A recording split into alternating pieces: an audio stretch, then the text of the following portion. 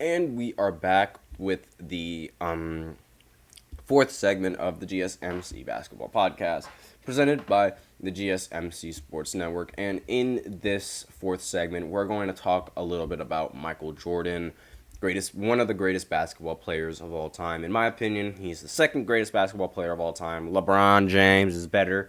And we are also going to talk about one of his biggest haters, his own teammate, Scottie Pippen. I know it's crazy how Scottie Pippen just doesn't like Michael Jordan, and from a casual perspective, you're gonna think, why doesn't he like Michael Jordan? I mean, like, he won the championship with him 6 times. Like, what now? I'll explain why. Pippen doesn't like Michael Jordan simply because of his attitude, like how and also how he's been remembered as the sidekick for a majority of his career. One would say that he was a little bit jealous, and it also doesn't help that he wasn't paid nearly as much as Michael Jordan.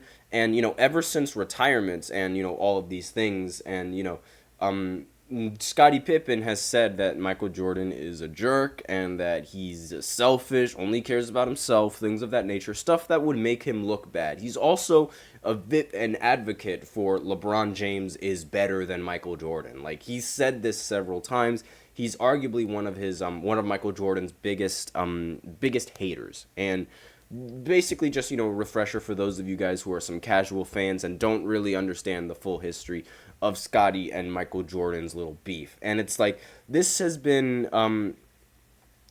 sort of been a thing for, like, the longest time. Like, just Pippen being jealous of Michael Jordan and Pippen not liking Michael Jordan, and how his mentality is. Because, like, we all love to, like, say, like, oh, Michael Jordan was such a tough guy. But really, and, like, how he has, that mentality of always winning and things of that nature. But at sometimes, it is seen as a little bit selfish. I mean, let me try to think of a good example. Like, a lot of people, they love to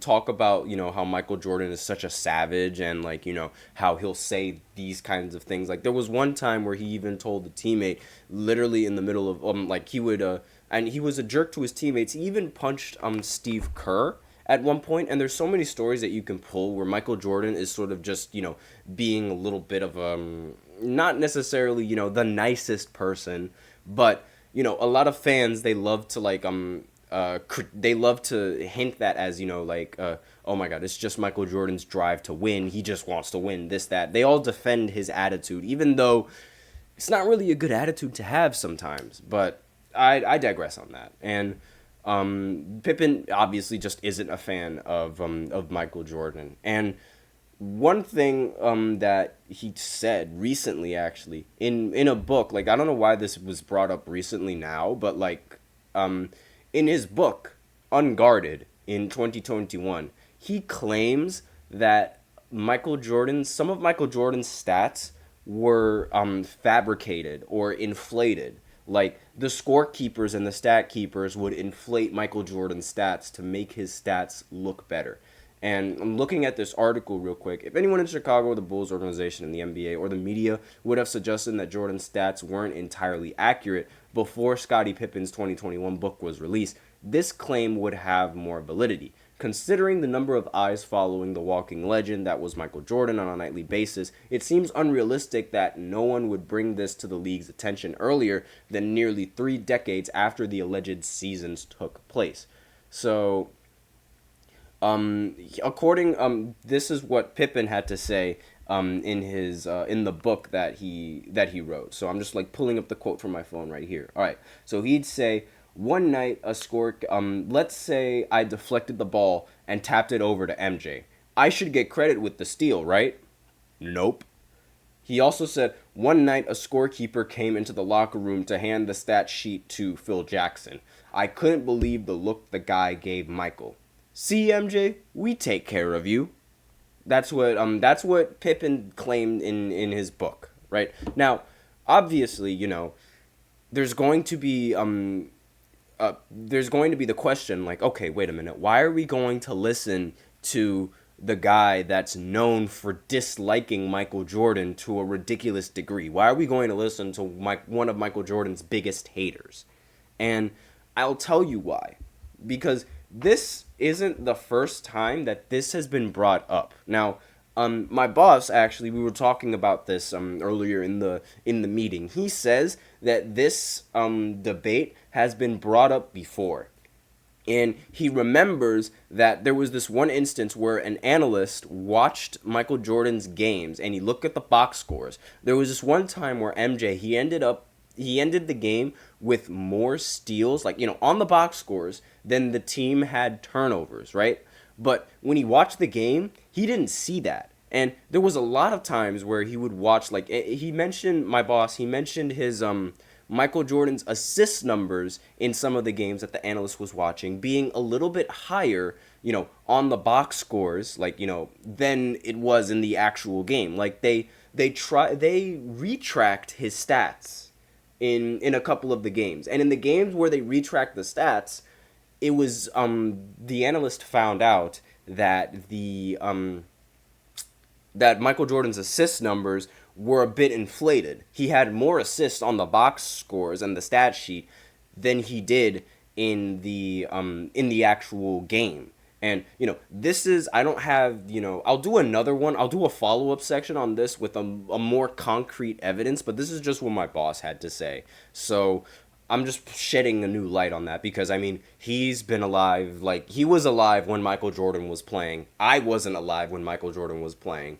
And so, just throwing that out there. I'm just throwing that out there because that's what he had to say. And, I'll do a follow-up segment on, or maybe, over one of these weekends, maybe I'll just watch one of a full 90s game or a full 80s game where Michael Jordan, and look at the stat sheets for that game and do it myself. If you guys want me to do that, let me know in the comments. But I'll go ahead and I'll do a follow-up segment on this, trying to get much more like, solid, concrete evidence of this myself, that rather than just, taking the information from what somebody else tells me. But again, it is my boss who told me that, so I'm just throwing it out there. So looking at the rest of this article, there's almost no other backing to Pippen's recollections, at least according to this article. There are a few recorded games on various streaming services that will show a few missed statistics here or there, which happens in all sports to this day. It's well documented that Jordan had a great relationship with the scorekeeper for his entire career, Bob Rosenberg. Still, Rosenberg refuted ever tainting the stat sheet in favor of any individual player, including Michael Jordan. He did admit to trying to help pad Jordan's stats by signaling him where his numbers stood in some games, including trying to relay that he was just 2 points shy of Wilt Chamberlain's All-Star game scoring record, which the former Tar Heel would end still 2 points shy.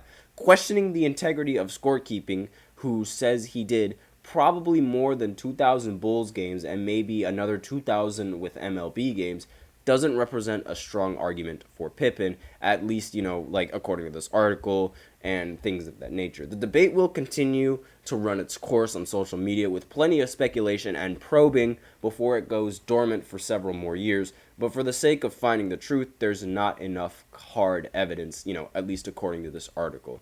So this seems much more like a few random cases sprinkled throughout their tenure together, turned into an outlandish assumption made from jealousy or in retaliation to the Last Dance documentary. Oh, I completely forgot to mention that. There was Scottie Pippen. He was unhappy about the Last Dance documentary. That's another reason why he dislikes Michael Jordan, because of how the Last Dance documentary sort of tainted Scottie Pippen and elevated Michael Jordan and, all of this, these kinds of things. Because the way Scottie sees it, he sees The Last Dance as Michael Jordan's way of,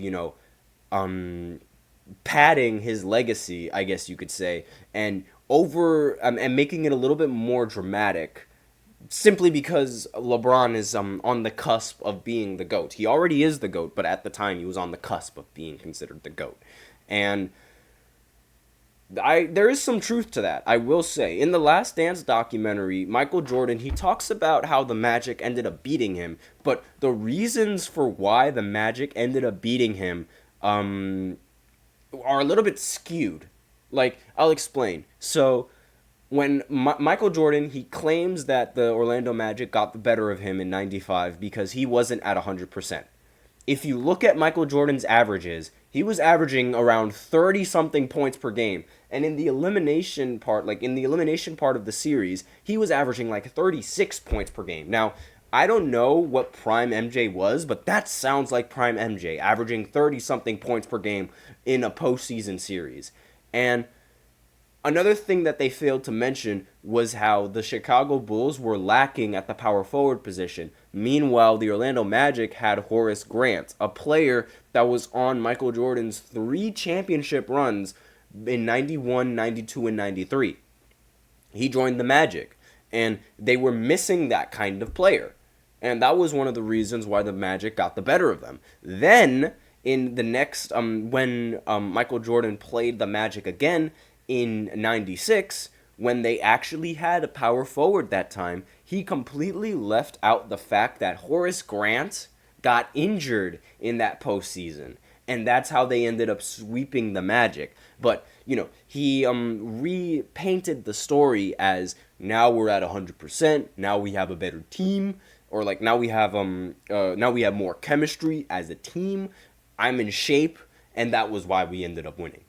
It wasn't like because, we actually got a solid power forward this time, and the Orlando Magic lost their power forward in one of the games.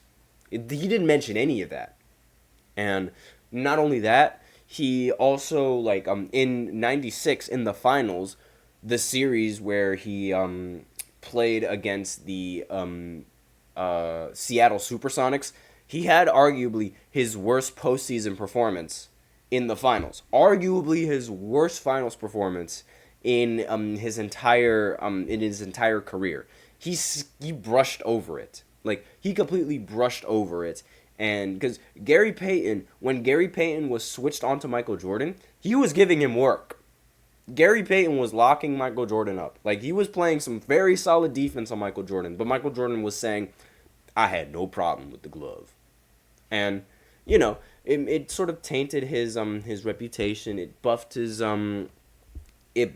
ego, if you want to call it. It inflated him, and that's sort of been the thought process. So that's basically the little story behind Scottie Pippen and his little distaste for Michael Jordan, and the inflation of his stats, things like that. So with that, we are out of time for this 4th segment. So now we will go ahead and go into the 5th segment, which is Cavs drama. Yeah, your favorite segment, everybody, because that seems to be like the one popular thing that's going on in the off season. Well, it's been constant for a while, but there's been a lot of drama in the Cavs market. So I'm going to talk a little bit about that in this 5th segment right after this short break. So be sure to stay tuned.